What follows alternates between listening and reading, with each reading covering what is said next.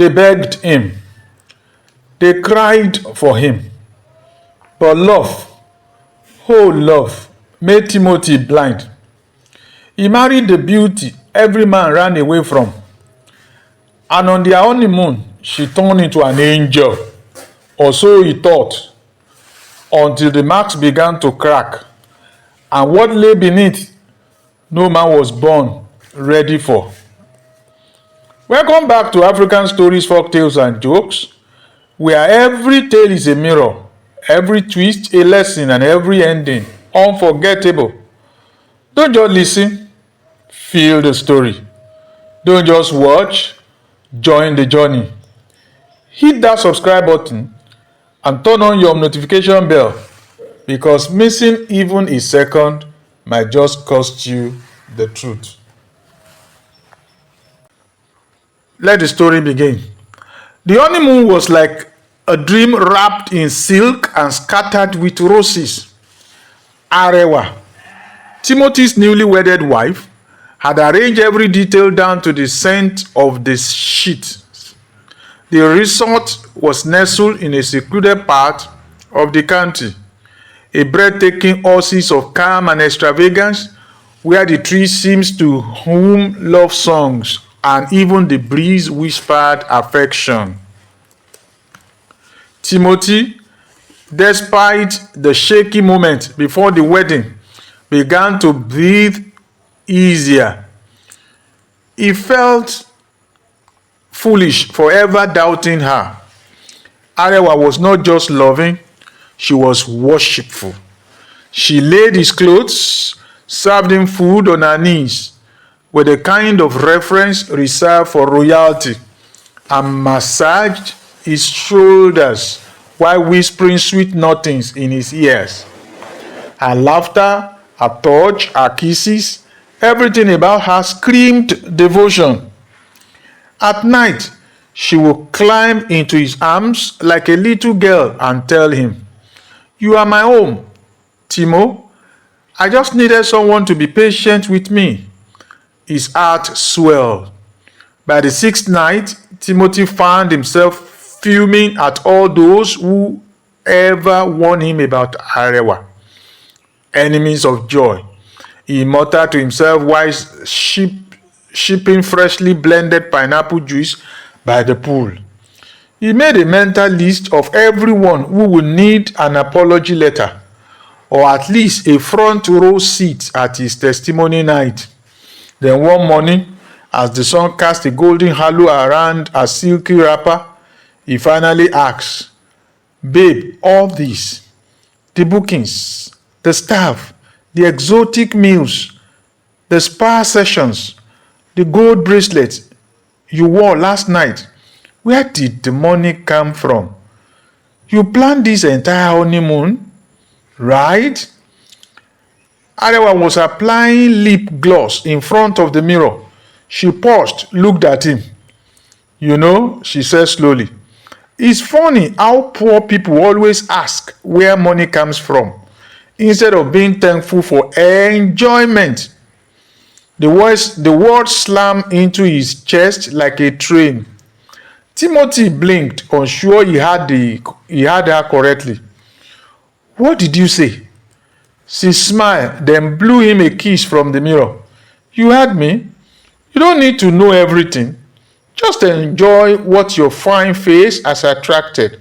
Or should I cancel the massage appointment for this evening?"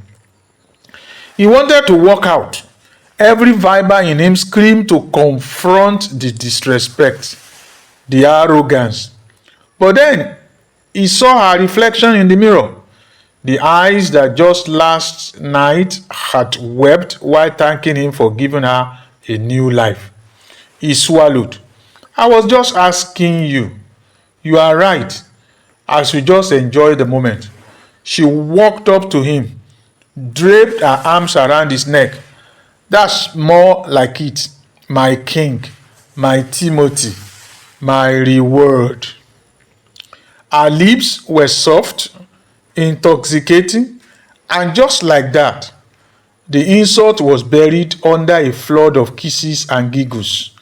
Later that day, while she napped on the hammock by the beach, Timothy sat alone, staring at the blue sea.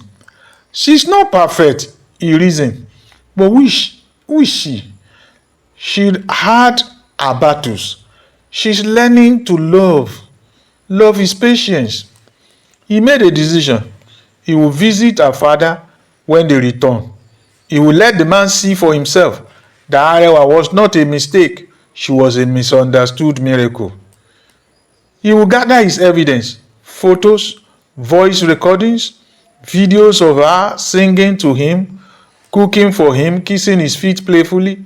He will show them the kind of woman patience could bring out. He smiled. Yes, he had won, and nothing will make him doubt his lioness again. When they returned to Owode, that very night, when the air smelled like renewed purpose, Timothy was determined to prove to the world, especially to Arewa's father, that the doubters were wrong. He arranged the visit himself, not Arewa. He wanted her father to know this was his mission. The following morning, he dressed with care. Black jeans, crisp white shirt, leather sandals. He packed a neat folder of proof in a leather bag. Honeymoon photos of Arewa laughing genuinely. Audio of her calling him my safe place. Videos of her preparing breakfast with jazz music in the background. Arewa watching him, smile, but didn't say much. Wish me well, he said. She walked over, kissed his forehead and whispered, tell my father I have finally found peace. Timothy arrived at her father's home like a groom returning with bride price. Chief Alade, Arewa's father, opened the door himself. He was taller than Timothy, remembered, but his eyes had softened. You came alone, the man observed. Yes, sir. This visit is mine to make. He was ushered into the sitting room where family portraits lined the walls. Timothy placed the leather bag on the table and sat upright, almost like in an interview. Sir, I came to say thank you for your daughter and to ask that you see what I have seen. Chief Alade folded his arm. Go on. Timothy began to show him the pictures, describing each memory. This was the day she planned a surprise dinner under candlelight. I had no idea. This was the recording of her calling me the answers to her mother's prayers. This one was when she knelt to apologize for raising her voice. She said, love is humility. When he finished, there was silence. Chief Alade picked up a picture of Arewa's feeding Timothy a piece of fried goat meat with a broad smile. She's happy, he said quietly. Yes, sir, she is, and I'm even happier. The man leaned back, exhaled. Well, you may think you have found her core, he said slowly, but Arewa is like a fruit with layers. Not all are sweet. Timothy responded gently. But isn't every fruit worth tasting if it brings healing? Chief Alade looked at him, the way a general looks at a young soldier who still believes in the poetry of war. I pray you are right. As Timothy stood to leave, Chief Alade said, one more thing. As Timothy stood to leave, Chief Alade said, one more thing. If you truly believe in her, never stop watching. Even angels can fall. Timothy smiled, holding his bag of evidence. I'm not watching to catch her. I'm watching to cherish her. And with that, he left, heart full, hope high, but in the shadow corner of Arewa's heart, a different kind of storm was quietly stirring. One not even love had seen coming yet. Timothy returned from the long trip to Arewa's father's house with tired eyes but a proud heart. He had gone to do what no man had done before, to plead the case of a woman who the world feared but he loved. The moment he stepped through the door of their luxurious apartment, Arewa was waiting in the living room with a soft but curious smile on her face. Without letting him drop his bag or even losing his tie, she asked playfully, "Timo, what did my father say after all the trailer load of evidence you went to present?" Her voice was soft, but behind her eyes danced something unreadable, a mixture of mischief and something else Timothy couldn't name. Timothy sighed, dropped the bag by the wall, and sat down slowly on the edge of the bed. Well, he began, choosing his word carefully. He wasn't particularly impressed. He listened, nodded, but said little. His face didn't even crack. But honestly, Arewa, who cares? Arewa raised her brows. Timothy continued with quiet conviction. "I'm happy. I said my truth. I care less what the cynics and doubters say. I told them what I've experienced with you, how you've treated me like royalty, like your world revolves around me, and my mind is at peace. You are the finest decision of my life. I love you, Arewa." He smiled, hoping these words would melt her as they often did. Arewa smiled, but not the melting kind. No, this one was gentle, calculated, the kind that hides a story. "Timothy," she said, rising from her seat and adjusting her silk robe, "we need to talk." "Talk?" Timothy chuckled, still high on his self-righteous love speech. "Talk about what? Is it about your father? I know he'll come around eventually." "No," she said, now standing directly in front of him. "It's about us." Now that made Timothy pause. "What is it, sweetheart?" he asked. She walked slowly to the kitchen counter, picked a glass of water, sipped it slowly, then turned with the grace of a queen. Then she said it, the insult, delivered with calmness of a dove and the accuracy of a sniper. "You talk too much, Timothy. Always so desperate to please. It's exhausting. Really, you went to my father's house like a town crier, presenting evidence like a lawyer in love. Must you always explain yourself? If you weren't so needy, maybe people would take you seriously." Silence, deafening silence. Timothy blinked once, twice. Surely he didn't hear that right. "What? What did you say?" he asked, his voice suddenly dry.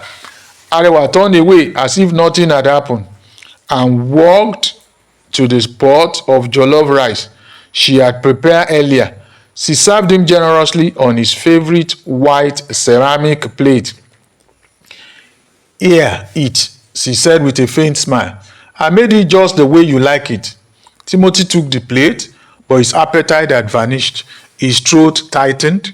As he chewed slowly, the rice tasted like betrayal. Hot, red, and bitter. The kind of bitterness that had nothing to do with pepper or salt, but everything to do with heartbreak. For the first time in his adult life, Timothy tasted bitter jollof rice. He dropped the spoon halfway and stared at her. "Why did you say that, Arewa?" he asked, his voice low.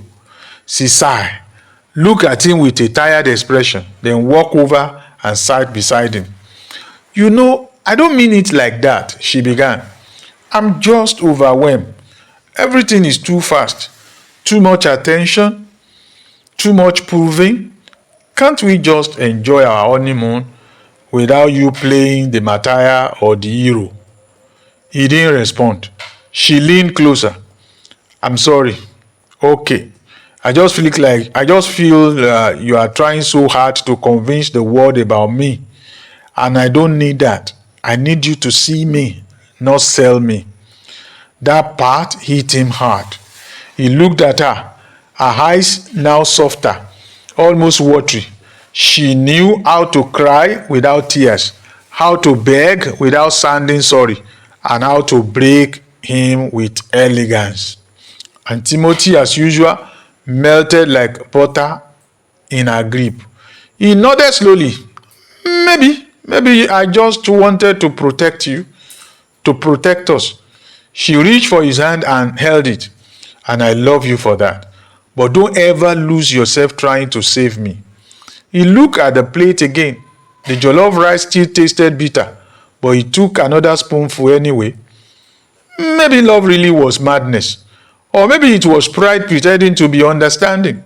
Whatever it was, he swallowed it again and gave her a weak smile.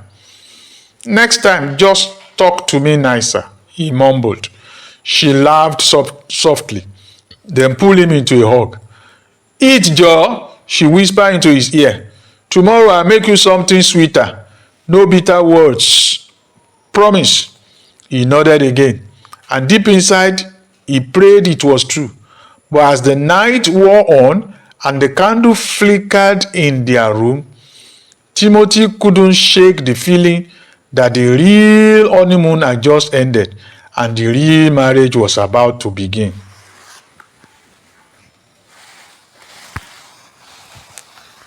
Timothy's spoon hung midway between his plate and his mouth. The aroma of the steaming jollof rice had once promised heaven, but now it tasted like betrayal. As he chewed reluctantly, his eyes searched Arewa's for mercy, for softness, for a sign that maybe she was just joking. But Arewa's face was unreadable, a subtle smile playing on her lips like a cat amused by a wounded bird.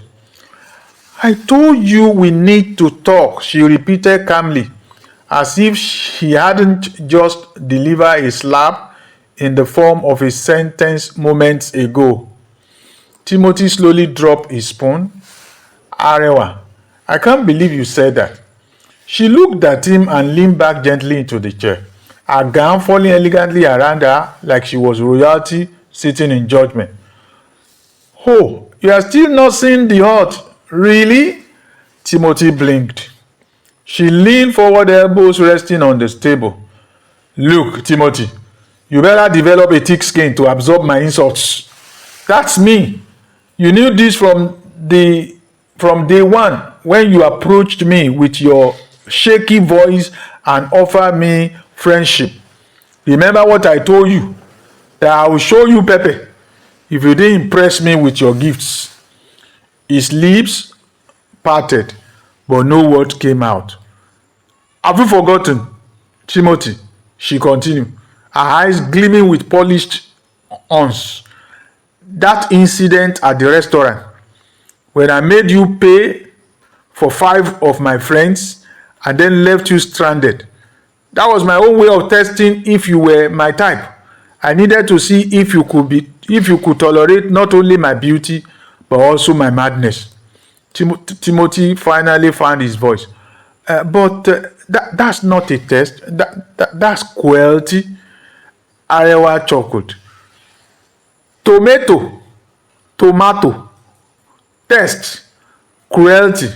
All that matters is you passed. Didn't you? Look, if you are tired of my manners, it's not too early. File for divorce, first thing tomorrow morning, I will gladly walk away. She crossed her arms, daring him. The silence that followed was deafening. Timothy stared into his jollof rice, suddenly, finding it the most bitter meal he had ever eaten. But slowly, like a river rising against a dam, his voice returned. God forbid, he said quietly. Arewa blinked. What? Timothy lifted his eyes, firm and gentle. I said, God forbid, even if you treat me like your handbag in public, I'm already in a covenant relationship with you, and only God can separate us. His voice was low but steady. I didn't marry you because you were an angel. I married you because you are the one I couldn't stop loving. Your fire, your madness, your beauty, your chaos, it's all you, and I'm in it, Arewa, deep in it. Arewa exhaled softly. Something flickered in her eyes. Was it softness, regret, or simply calculation? Go ahead, he said, voice calmer now. You said we need to talk. She tilted her head, folding her arms again. You are stubborn. I'm married. She almost smiled. Almost. Well, since you insist, she said, lifting her fork and poking her untouched food. I wanted to say that things might start changing from this week. Don't be surprised if I start going out more often. Business call. You understand? Timothy frowned. What kind of business? Arewa struggled. Don't worry, nothing illegal. Just high-profile women's deals and media projects. You see, I wasn't just born to sit and cook bitter jollof. I have dreams too. Timothy nodded. That's good, but transparency matters. Just let me know where you are going and who you are with. That's all I ask. It wasn't pride, it was a test. I needed to know the kind of man I was dealing with. Someone who could tolerate not just my beauty, but my entire package. My sharp tongue, my extremes, my fire. He said nothing. She stood up, walked slowly around the table, and stood by the window. If you are already tired of my manners, she said with a cool voice, then it's not too early. I say it and I say it again. You can file for divorce first thing tomorrow morning. I won't even flinch. I'll walk away in heels with grace. Understand? A painful silence held the air between them. Then Timothy slowly rose to his feet. God forbid, he said in a steady voice. Don't say that ever again. Even if you treat me in public, I say it like your handbag. I'm in a covenant relationship with you. Only God can separate us. He stepped closer. Now go ahead with the talk. I am listening. Arewa turned around slowly, her eyes softer now, but her lips still firm. She opened her mouth to speak. Arewa folded her arms and stared hard at Timothy across the room. Her voice dropped, cold, steady, deliberate. Timothy, she said, can you remember again how many times I visited your apartment during our courtship? Timothy looked up, his brows furrowed. He searched his memory, lips parting as if unsure of his own truth. Maybe once, he said courteously. Twice at most. I can't really remember. Arewa smirked and nodded slowly. Exactly, she said. Did it ever cross your mind why I rarely, if ever, came over? Timothy shrugged. Honestly, my mind was too preoccupied with other things. Besides, I always ask you to meet me in my shop, remember? Yes, she said, pacing slowly. And I always agree. But here is what you never asked why I avoided your house like a plague. She stopped and turned to face him fully. It's because I disdain that place. I still do. That apartment of yours, filthy, cramped, depressing. I couldn't stomach it then, and I won't now. Timothy blinked, stunned but silent.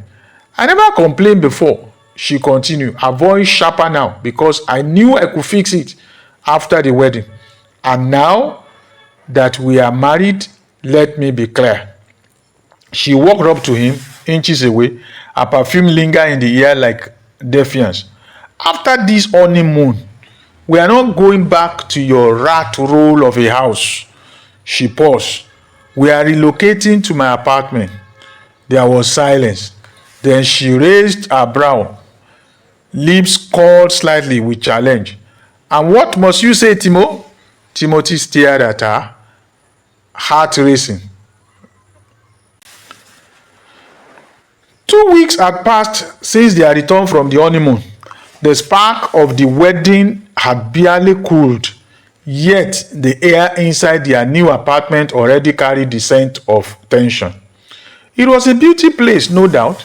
Marble floors, gold-touched light fixtures, and a walk-in closet bigger than Timothy's former living room. But it wasn't home, at least not for him, because he never chose it. Arewa had quietly secured the apartment before the wedding. It was her wedding gift to them, or rather to herself. No discussion, no consent, just a simple statement on arrival. Welcome home. I've already paid a year's rent up front. We needed a space that matched who we are now, not who you used to be. Timothy remembers standing in the living room that day, his suitcase still in hand, blinking as if he just walked into someone else's life. Now, 2 weeks later, the heat that had been simmering beneath their silent conversation finally erupted. Arewa, we need to talk, Timothy said, gently placing his phone on the glass table. His voice was calm, but his jaw tightened. This place, it wasn't supposed to be a surprise. Marriage is partnership, not dictatorship. Arewa barely looked up from her iPad. She was curled like a queen on the velvet couch, her perfectly arched brows motionless. Dictatorship? She echoed, amused. Timothy, don't be dramatic. I upgraded our living standard. You should be thanking me. Timothy laughed, but it wasn't from humor. It was from disbelief. You are calling this an upgrade? You mean control? You move us into your dream house without asking what I think. You planned everything, even our future, without me. She set the iPad down, now slowly, like a lioness who sensed a challenge. Let me ask you, she said, standing to face him. If I had left it to you, where would we be living? That one-room apartment in your uncle's compound with generators fumes as our bedtime perfume. That was temporary, Timothy shot back. Hired plans. I was saving, but you didn't give me a chance. You wanted to start a marriage by erasing who I was. And I'm glad I did. She snapped, her eyes flashing. Because who you were would never have attracted someone like me. You said you loved me, right? Then why is it so hard for you to accept a life of class? Timothy's chest rose and fell. I didn't marry you for your class. I married you for your heart. Arewa stepped closer, lowering her voice like she was declaring war with a whisper. Then maybe you married the wrong woman. That hit him like a blow. He staggered back a little, physically and emotionally, and leaned on the kitchen counter. Silence ballooned between them. The chandeliers above them seemed to mock the chaos below. She walked past him with slow grace, heels clinking on the polished tiles, and picked up her keys. I'm going out, she said casually. When I return, I hope you will have thought deeply about what you really want. And if I say I want a home where my voice matters, he asked quietly. She turned at the door, a mocking smile dancing on her lip. Then maybe you should build one yourself. The door closed, and in that moment, Timothy knew this wasn't just a disagreement. It was the beginning of a revelation. And that's how the walls of a beautiful apartment echoed the cracks in a fragile marriage. When love becomes a battlefield of pride and control, who really wins? Will Timothy fight for his place, or will Arewa's silent dominance silence the voice of the man she promised to love? The story is just unfolding. Don't miss part 3, where secrets are uncovered, old scars are reopened, and the true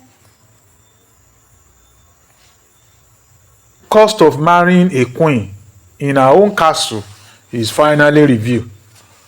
Drop a comment. Do you think Arewa was right to take charge, or should she have let Timothy lead? If this story touched you, hit that like button, subscribe for more powerful emotional stories, and don't forget to turn on the notification bell so you are the first to watch when part 3 drops. See you in the next episode where love, pride, and reality collide. Thank you. Bye for now.